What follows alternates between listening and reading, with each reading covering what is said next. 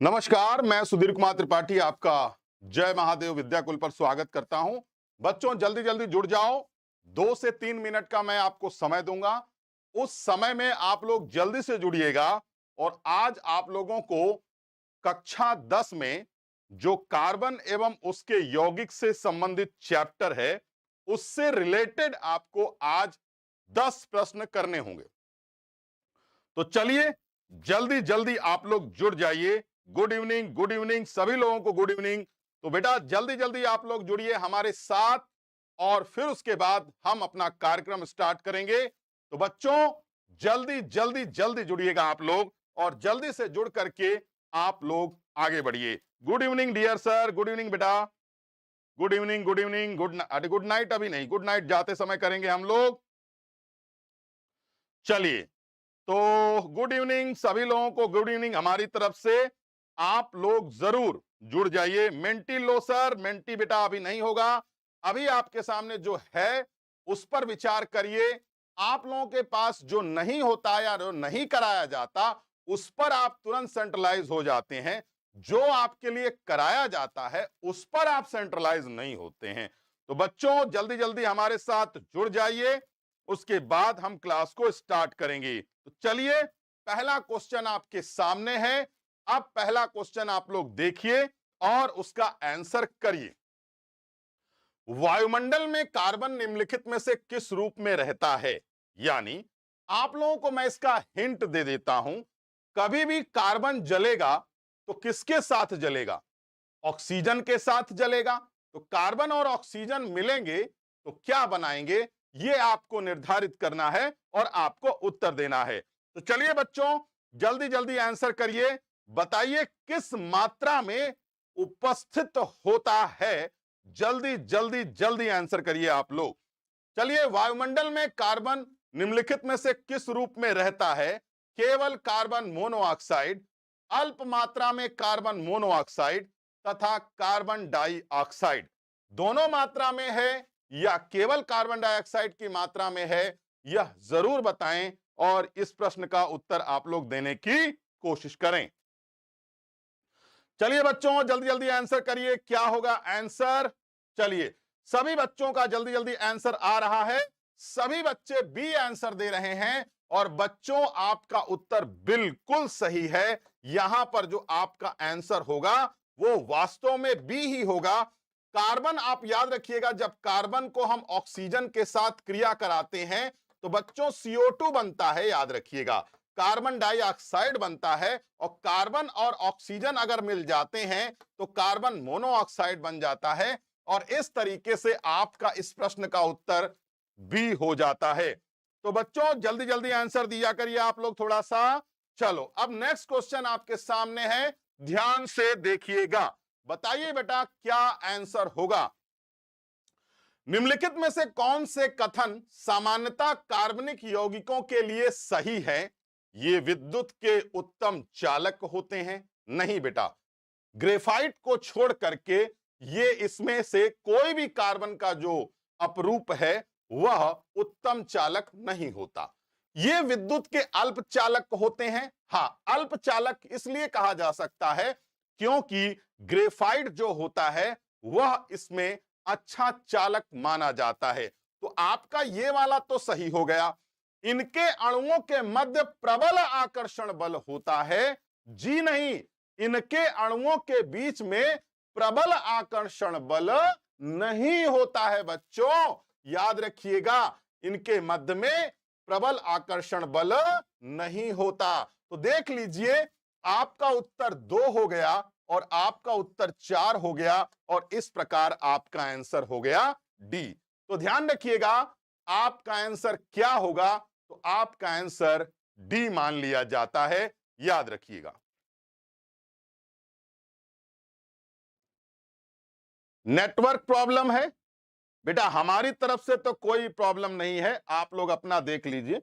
हमको लगता है आप लोगों की तरफ कोई दिक्कत होगी, मेरी तरफ तो किसी भी प्रकार की कोई दिक्कत नहीं है। हाँ लाइक ठोको यार, लाइक तो बिना लाइक के तो मजा नहीं आता। अमोनिया एक अणु, अमोनिया के एक अणु में क्या होते हैं? तो याद रखिएगा बेटा ये मोनिया नहीं है, ये अमोनिया है। अमोनिया के एक अणु में कैसा बॉन्ड होता है?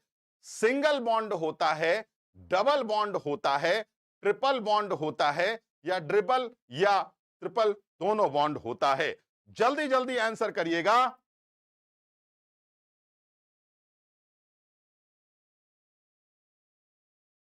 हाँ बेटा बिल्कुल चालू कर देंगे, आप घबराइए नहीं, चालू करेंगे, बिल्कुल चालू करेंगे, आप लोगों के लिए यही तो है सब। बताइए बेटा, अमोनिया के एक अणु में क्या होता है? एकल बंध होता है, द्वि बंध होता है, या तीन बंध होता है? चलिए जल्दी जल्दी आंसर बताइएगा बेटा, देखते हैं क्या आंसर हो जाता है आप लोगों का।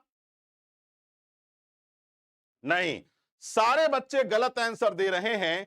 बच्चों हमेशा याद रखना, अमोनिया के एक अणु में केवल और केवल एक सिंगल बॉन्ड होता है, यानी केवल एक बॉन्ड होता है, दूसरा बॉन्ड यहां पर नहीं होता है। तो ध्यान रखिएगा, केवल और केवल एक सिंगल बॉन्ड होता है, डबल बॉन्ड नहीं होता है, याद रखिएगा बेटा, ठीक है। तो इसका आंसर क्या हो गया? तो इसका आंसर ए हो गया।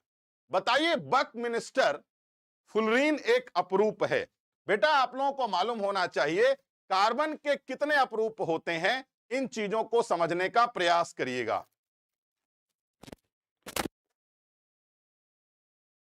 और एक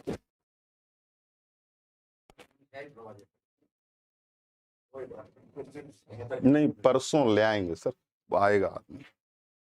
चलिए बच्चों बताइए क्या होगा आंसर, बताओ। बकमिनिस्टर फ्लोरीन एक अपरूप है, हम पूछ रहे हैं तो बता रहा है फास्फोरस।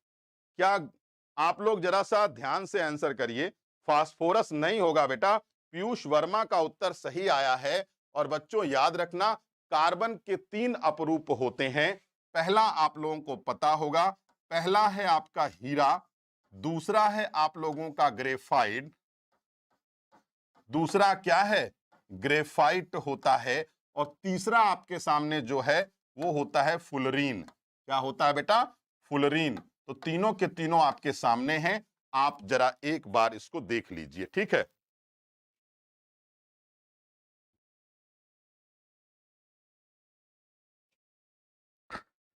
बेटा हम लोग तो कोशिश यही कर रहे हैं कि भाई चालू हो जाए, हो गया तो आपकी किस्मत, नहीं हो गया तो हमारी किस्मत।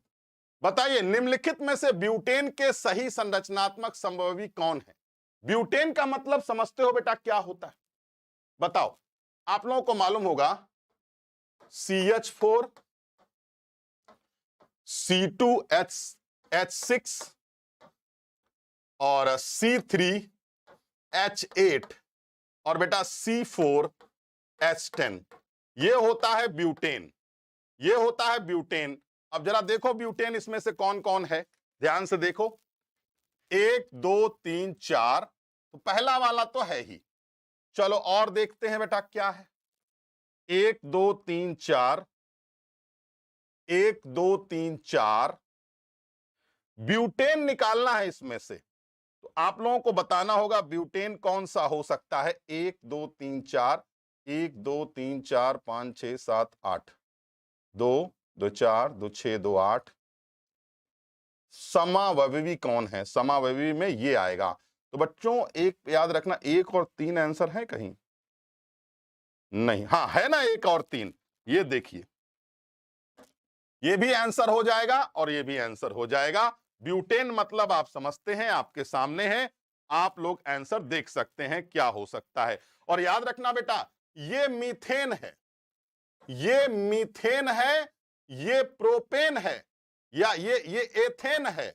और बच्चों याद रखना, ये क्या है? ये प्रोपेन है, और ये आपके सामने क्या है? ये ब्यूटेन है। और याद रखना, ब्यूटेन का मतलब क्या होता है, ये मैं आपको क्लास के दौरान बहुत अच्छे तरीके से समझा चुका हूं, ध्यान रखिएगा, ठीक है। अमित सर भी तो हैं, कहीं ना कहीं तो होंगे अमित सर, कहीं गए थोड़ी हैं। अगला क्वेश्चन, उपरोक्त अभिक्रिया में क्षारीय KMnO4 किस रूप में काम करता है? बच्चों याद रखिएगा, मैंने आपको एक बहुत इंपॉर्टेंट टॉपिक पढ़ाया था, क्या उस इंपॉर्टेंट टॉपिक को आप पढ़ चुके हैं?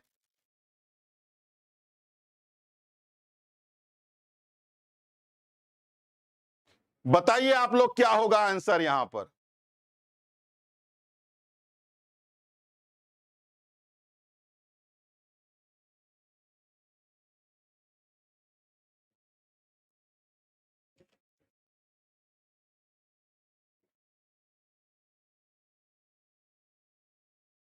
बेटा यहां पर आपका होगा ऑक्सीकरण। ऑक्सीकरण के लिए होता है, और आप लोगों को पता होगा इसके लिए आप लोग एक चीज और इस्तेमाल कर सकते हैं, और वो होता है K2Cr2O7। K2Cr2 पोटेशियम डाइक्रोमेट का भी इस्तेमाल यहां पर किया जा सकता है। यह बहुत ही आसान सा प्रश्न था आपके लिए। ठीक है, अगला देखते हैं बेटा।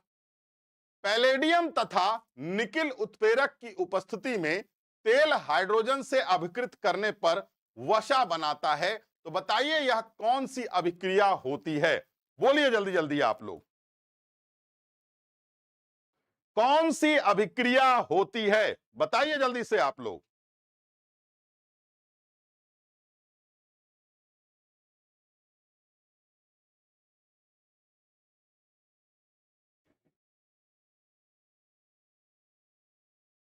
अच्छा, आर्यन दिवाकर कह रहे हैं मेरा नाम ले लीजिए। ले लिया भैया आपका नाम। अब बताओ क्या होगा नाम लेने से? बच्चा नाम लेने के लिए बहुत दुखी रहता है, लेकिन हम अगर नाम ले लेंगे आपका तो क्या हो जाएगा? नाम लेने से कुछ कल्याण हो तो देखिए। बेटा याद रखना यह आपका संकलन अभिक्रिया के अंतर्गत आता है। ठीक है, अगला, निम्नलिखित यौगिकों में से किसमें OH एक क्रियात्मक समूह के रूप में होता है? बताइएगा बेटा, क्या होता है? आपको मालूम है ये OH समूह एल्कोहल का समूह होता है। जैसे एल्कोहल होता है ना, आप लोगों ने सुना होगा प्रोपेनॉल, ब्यूटेनॉल। क्या होता है आंसर बताइए आप लोग जरा प्लीज।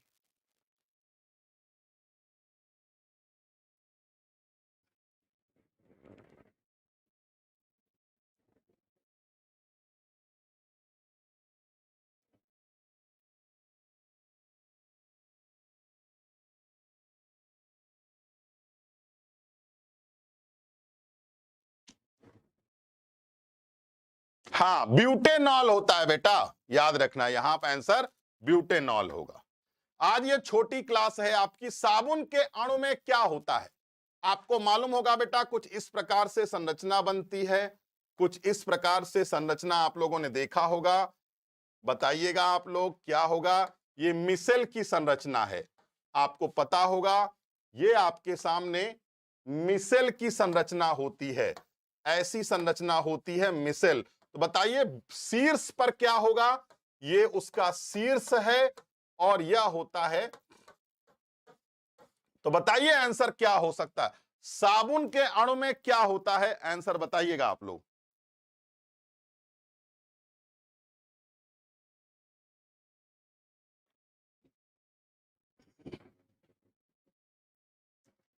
अरे सुनील प्रजापति, आप हमको टॉर्चर कर रहे हो अब। बेटा इसका आंसर होगा जल रागी शीर्ष पर, जल विरागी क्या होता है? पूंछ पर होता है। ध्यान रखिएगा इस बात को। बी आंसर नहीं, ए आंसर होगा। अगला, चलिए, नाइट्रोजन के इलेक्ट्रॉन बिंदु सूत्र। नाइट्रोजन में ट्रिपल बॉन्ड होता है। नाइट्रोजन में ट्रिपल बॉन्ड होता है, देखो इधर।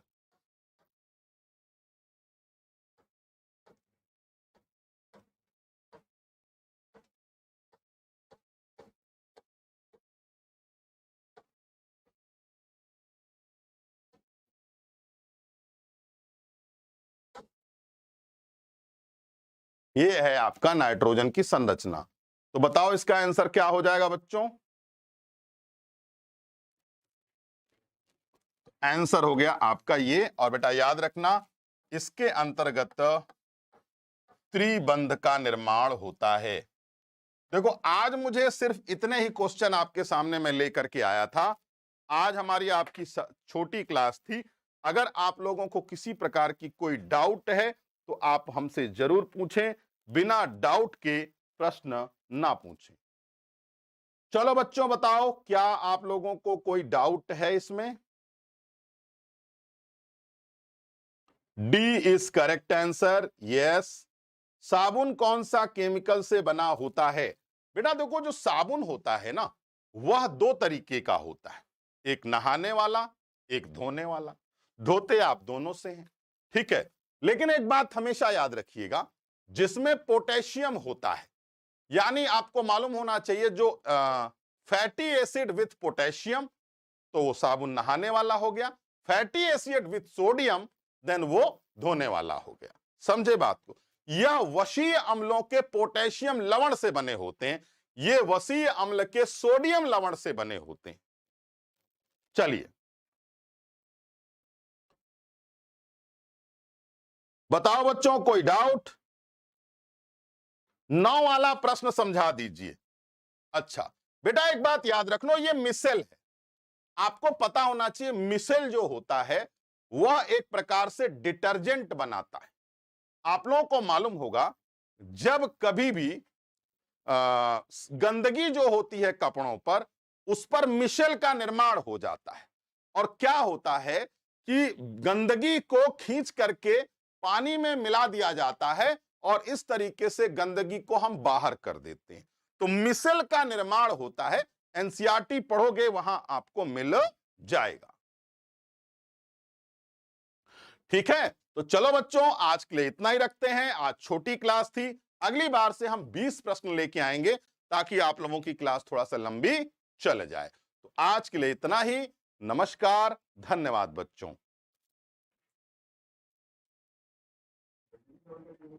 हाँ?